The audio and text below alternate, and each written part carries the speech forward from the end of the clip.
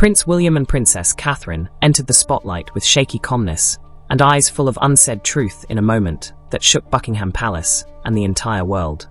Catherine's 7 words, "We can't hide this anymore," broke the myth of royal perfection and foreshadowed a reckoning for which no one was ready.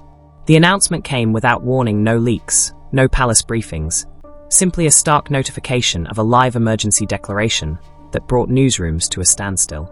It was immediately apparent that this was confession rather than ceremony as the pair emerged hand in hand, their looks exhausted but determined. Decades of royal reserve gave way to a lady worn out by stillness, and Catherine's firm voice wavered at the edges. William was uncharacteristically silent as he stood next to her, his hand fixed on her back in a gesture more akin to appreciation than reassurance. Shortly after, when the announcement turned into a full-fledged crisis, the palace went dark. Social media was shut down, press channels were blocked, and insiders were barred out. Immediately, the public's response broke down, with surges of support colliding with wild rumors about the crown's health, treachery, or very future.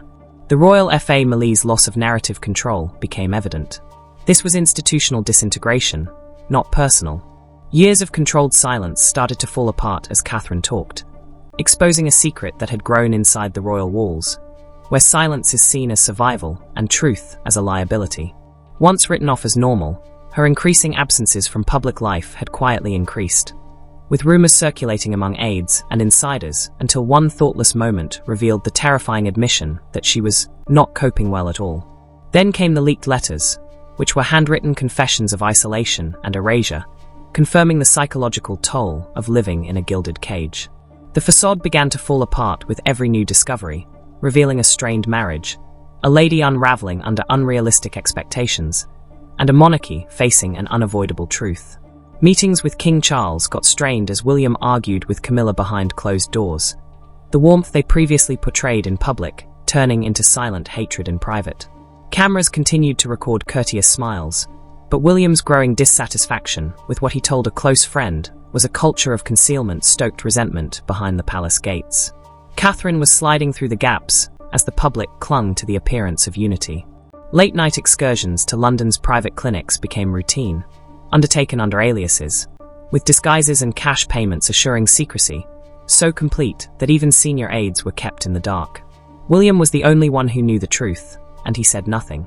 The psychological struggle that Catherine was going through went well beyond the physical. The unrelenting pursuit of perfection turned suffering into a personal conflict that the palace would not acknowledge. Once the most radiant symbol of the monarchy, she was fading behind Kensington's gates, unprepared for what was to come. A dreadful diagnosis lay beneath her imposed quiet and absences, a reality deeper than rumors had ventured to convey. This was not scandal, but disease. For months, Catherine struggled with a dangerous sickness that was kept a secret from the public and only known in full by a few number of people. While doctors discreetly discussed an autoimmune disease that gradually weakened strength and spirit, carefully written palace announcements offered ambiguous assurances. For Catherine, it was more than a diagnosis, it was a countdown. An impending disaster for the monarchy. George, Charlotte, and Louis were only informed that their mother was exhausted, but they could tell the reality by missing school pickups and crying in private. Protecting the kids turned into a daily performance. William, who was unwavering in public, started to break down in private, losing control and losing his temper until he stormed out of a senior briefing in the middle of a sentence. Insiders whispered that he was falling apart, plagued by his own family's quiet rather than by headlines. The palace was desperate to maintain control as the foundations of the royal facade continued to crumble, so it acted quickly to quell whispers as they became louder. Non-disclosure agreements tightened, and investigative journalists were shut out. After hinting at Catherine's illness, one media source was inexplicably removed from the royal rota, a clear warning that within the firm, truth was not only dangerous, it was treason. However, truth has a way of seeping through gaps, and all it needed was one file, one digital trace, and one breach. A private medical record that described a diagnosis, a course of therapy, and a sobering warning from Catherine's doctor about the psychological effects of enforced seclusion first appeared on a fringe forum before spreading via encrypted journalist networks. It was real, indisputable, and irreversible.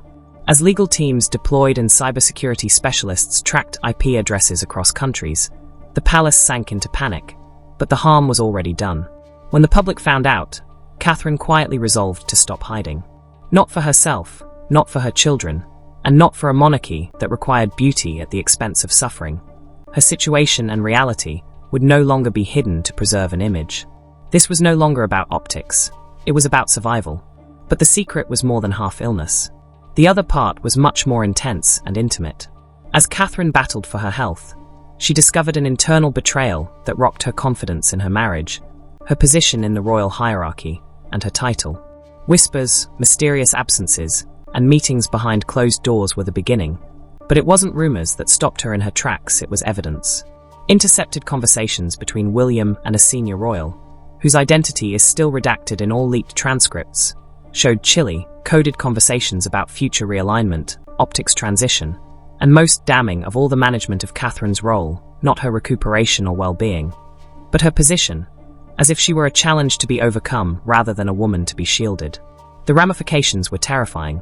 A plot was subtly taking shape inside the same walls that had seen her go from commoner to future queen, moving pieces about her like a calculation already underway. The issue that plagued Catherine was harsh in its simplicity. Was William, the man she trusted and had supported through every public victory and personal tragedy, a pawn or a player, at the center of the developing chessboard? What came next was an outburst, rather than a confrontation. Unaware that the conversation was being recorded by a freshly improved security system, allegedly put in place on Charles's orders, Catherine confronted him behind closed doors, shaking but unwavering. William's tone was low and guarded, Catherine's voice cracked with betrayal, and the tape was raw and irreversible, even if it was never meant for public consumption. The communications were acknowledged by him. "You don't understand what's at stake," was his one terrifying reply, but she did. Too well. Charles's hand was clearly visible.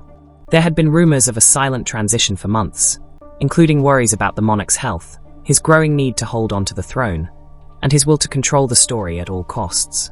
Plans to marginalize Catherine, gradually remove her from public life, and recast the monarchy around William alone had been pushed by those forces, which Catherine was never supposed to learn about. Then there was Camilla, who was always cautious and astute.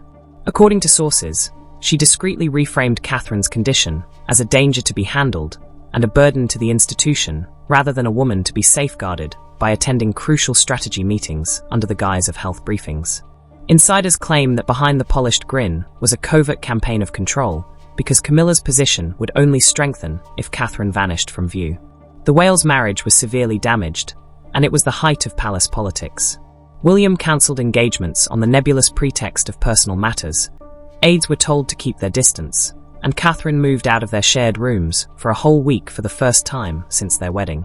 The public did not witness a marriage on the verge of collapse, but they did witness quiet. This was different from the media storms, illness, and constant scrutiny Catherine had experienced. This was treachery from the very organization she had dedicated her life to. Then came the tapes, never meant for public ears, until they leaked. When private audio recordings appeared on an anonymous server, the monarchy lost control of the narrative in an instant. The audio was incredibly personal, unadulterated, and raw. During a quiet chat to her mother in one footage, Catherine's voice wavered, devoid of her royal poise and filled with terror. She said, "I'm not safe here anymore." And then there was a lengthy silence and a silent cry that was more powerful than any words. It sounded like a lady shackled by procedure, pleading to be noticed, rather than a future queen. William's voice sounded low and conflicted in another recording that was purportedly made during a private conversation at Highgrove. He uttered a line that destroyed the last vestiges of the royal fairy tale. "He wants me to take the crown without her." This was not a slip, but rather a confession that indicated growing pressure on Charles and a succession plan that completely excluded Catherine. The fallout was enormous and happened right away. The damage was irreparable, notwithstanding the palace's hasty assertions that the tapes were fake and slanderous. The emotion was too genuine to fake, and the voices were clear. The spin was not being accepted by the public. The monarchy was unprepared for the digital uprising that ensued. Millions of people flooded social media with demands for accountability under the trending hashtag #ProtectCatherine. And prominent media sources that had previously supported the monarchy started candidly exposing institutional treachery, power abuse, and mental health neglect. The royal family's control over the story was rapidly eroding. Catherine, already weakened by illness and treachery, made the most agonizing choice of all as the monarchy's hold on the story began to erode. She retreated completely, from royal duties, from public appearances, from the spotlight that had both lifted and devoured her. The country was astonished by the abrupt absence without a final wave or farewell word. The future queen fell silent, and her silence was louder than any speech from the balcony. Then, in the middle of the mayhem, there was another absence that caused concern. Once a constant companion to Charles, Queen Consort Camilla completely disappeared from the royal calendar. No sightings, no appearances, no explanation. While internal fires raged, some referred to it as strategy, others as a forced retreat, but the timing could not be disregarded. The smoke could no longer be contained as the monarchy burned from inside. The public's focus moved to Princess Anne, a long underappreciated but never helpless figure, as the palace rushed to fix leaks. And, referred to as the monarchy's Iron Woman and final line of defense, moved forward to defend Catherine rather than the crown. The pivotal moment arrived silently. When an unexpected helicopter touched down on Balmoral's private property, and who was pale, terrified, and unsure of whom to trust came out of it, and was greeted by Catherine. Hours of unheard, solitary conversation between the two ladies would spark Anne's most rebellious phase to date. According to a later informant, and entered the chamber as a sister rather than as the Queen's daughter. Some truths must come out, no matter the cost, she said to reporters outside St. Mary's Chapel a few days later. It was a warning rather than a declaration. When Anne declined to accompany Camilla at a significant engagement for the first time in decades, it became clear that they were at odds. There was no need for an explanation, but none was given. The line was drawn, the divide was genuine, and Camilla was firmly on the other side.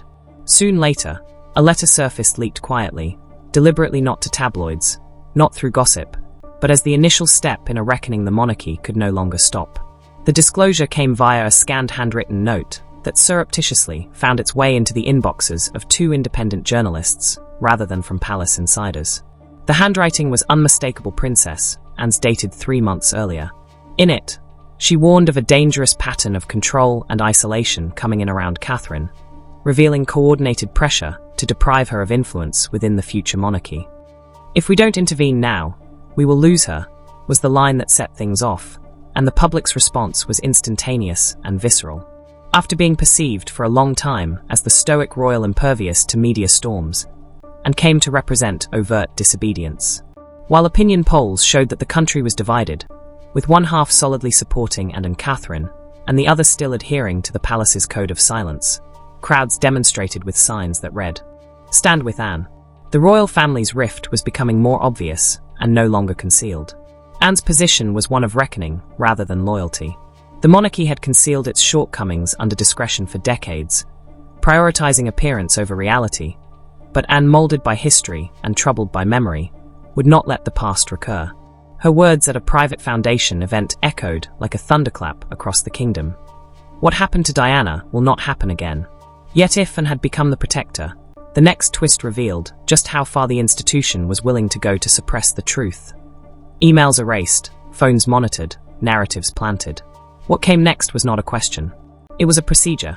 Catherine, formerly the palace's most valuable asset, was suddenly recast as the biggest danger to the monarchy's survival, and the palace entered into damage control mode.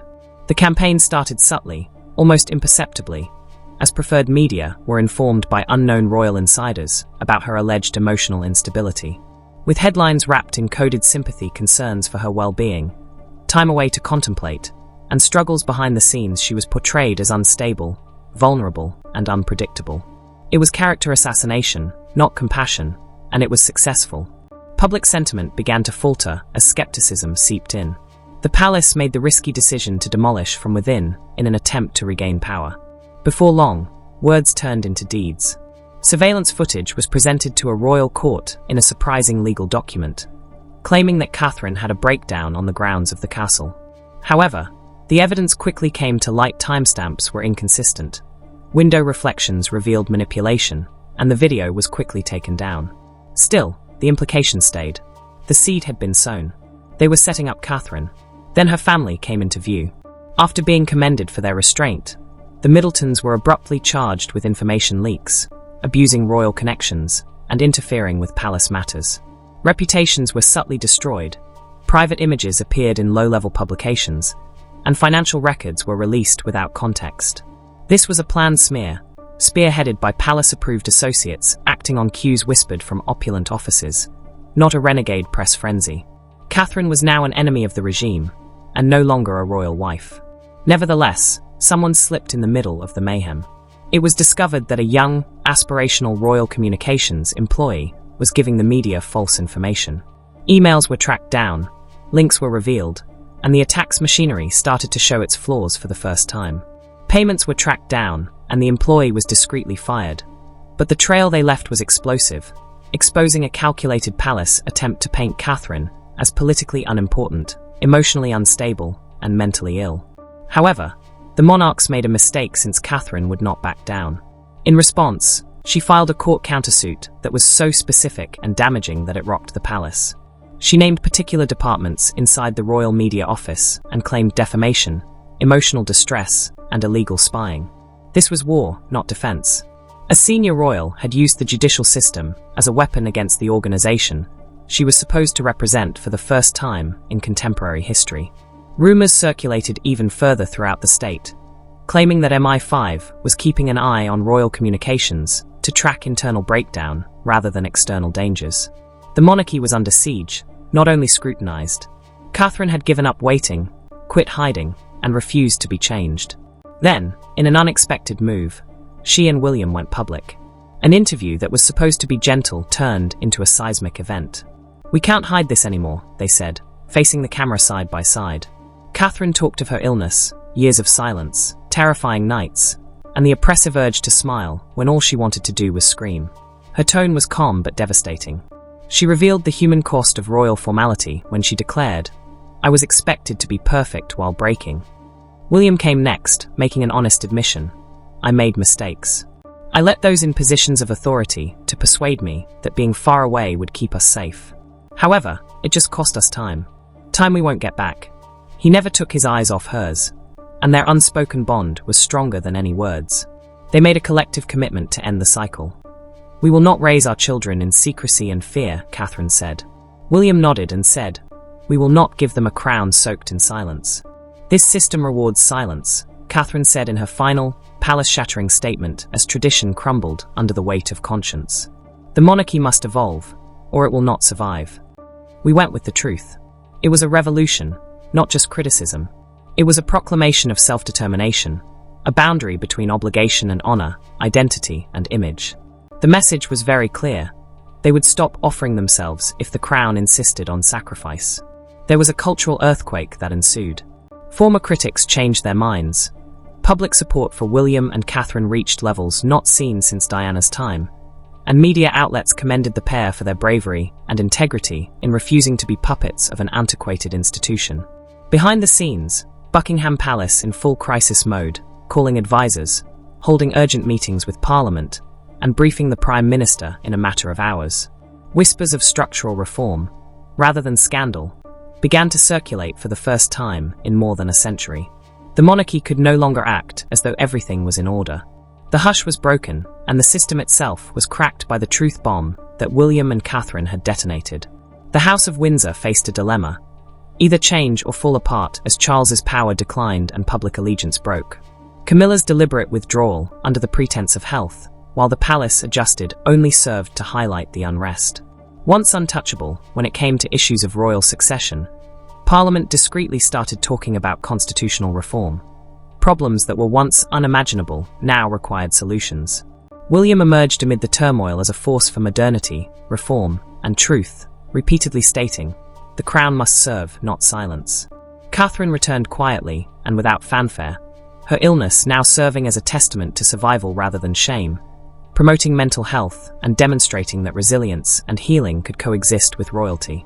She read a letter from a place of both sorrow and hope at a fundraiser for Children's Hospice. "We were told to protect the crown at all costs. But what happens if our kids' innocence is sacrificed? Our own humanity? We selected a different course." Applause broke up, but the message struck a deeper chord across the nation. For our children, we chose light. This was no longer just about William and Catherine. It was about a flawed system that was revealed by the people it was trying to keep quiet. The reality that the crown had long suppressed ultimately posed the biggest threat to it.